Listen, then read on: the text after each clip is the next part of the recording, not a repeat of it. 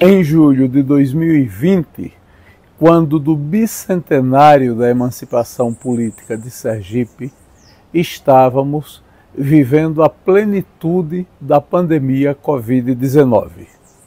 À época, o então presidente da Assembleia Legislativa, Luciano Bispo, me convidou para falar na Assembleia sobre os 200 anos da emancipação política de Sergipe.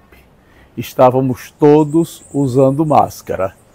Neste ano de 2025, resolvi rememorar aquele momento e fiz um recorte da minha palestra na Assembleia Legislativa. Todos de máscara, e neste recorte eu priorizei falar sobre Sergipe e a Confederação do Equador. Em Sergipe, ainda não havia uma burguesia comercial muito forte que tivesse interesse suficiente para abraçar uma revolução que defendia a República. Na verdade, nossa economia era formada principalmente pelos grandes proprietários de terra, plantadores de cana e proprietários de engenho, produtores de açúcar, que davam sustentáculo à economia sergipana. Secundariamente, vinham os criadores de gado, que já fora o principal produto da economia, mas que já não era mais, e depois é que vinham os comerciantes e outras categorias de pessoas que viviam no espaço urbano. A Revolução de Pernambuco, de 1817, conhecida como Revolução dos Padres, tinha dentre os seus líderes uma figura conhecida na história do Brasil, que era o Frei Caneca. E essa revolução eclodiu em março de 1817. Eles eram maçons, os revolucionários, eram defensores do movimento iluminista europeu e combatiam a monarquia portuguesa.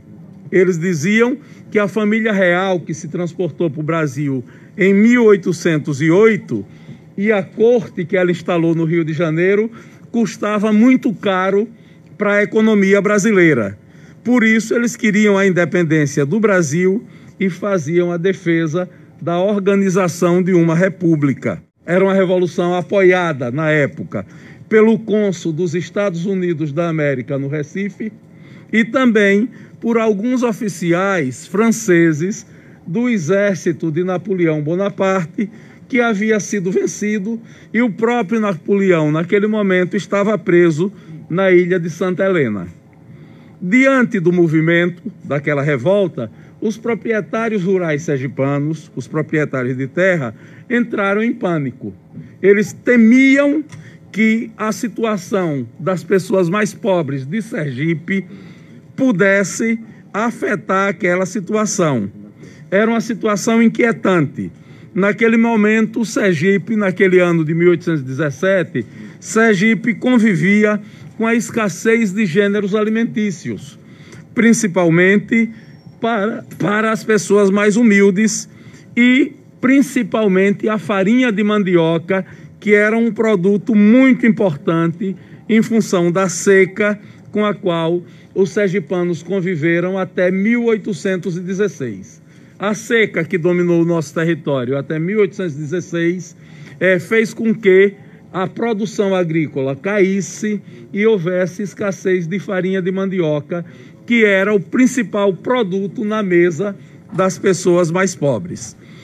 Ora, esse quadro fez com que os proprietários rurais, com medo de que as pessoas com fome aderissem à revolta dos pernambucanos, se reunissem com as autoridades da Bahia e oferecessem às autoridades baianas ajuda para combater os revolucionários. Forneceram homens para formar nas tropas do Exército Real e também montarias para viabilizar o combate. Foram muitos os prejuízos que essa Revolução de Pernambuco causou ao rei Dom João VI. Primeiro, ele estava prestes a ser aclamado rei de Portugal e do Brasil, e essa aclamação, essa coroação foi adiada em função da revolta. E a princesa Leopoldina da Áustria, que estava prestes de vir ao Brasil para casar com Dom Pedro, filho de Dom João, que foi nosso primeiro imperador, a viagem dela foi muito atrasada. Dona Leopoldina demorou muito a chegar, porque se aconselhou que ela não iniciasse a viagem com a Revolução de Pernambuco em curso. A família real ficou indignada com o quadro e retaliou muito duro. 14 revolucionários, os líderes, foram condenados à morte por enforcamento, por esquartejamento e por fuzilamento, e algumas centenas deles morreram tanto em combate como nas masmorras em que foram jogados.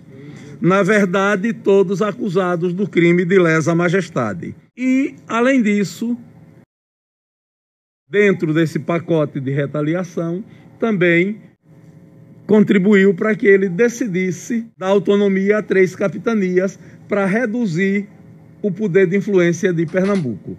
Ele deu autonomia a Sergipe, a Alagoas, que Alagoas foi um pedaço do território de Pernambuco que ele desmembrou, e deu autonomia ao Rio Grande do Norte. E, além disso, as terras que hoje correspondem ao oeste do estado da Bahia eram terras que pertenciam a Pernambuco, e ele retirou essas terras de Pernambuco como retaliação pela revolta de 1817.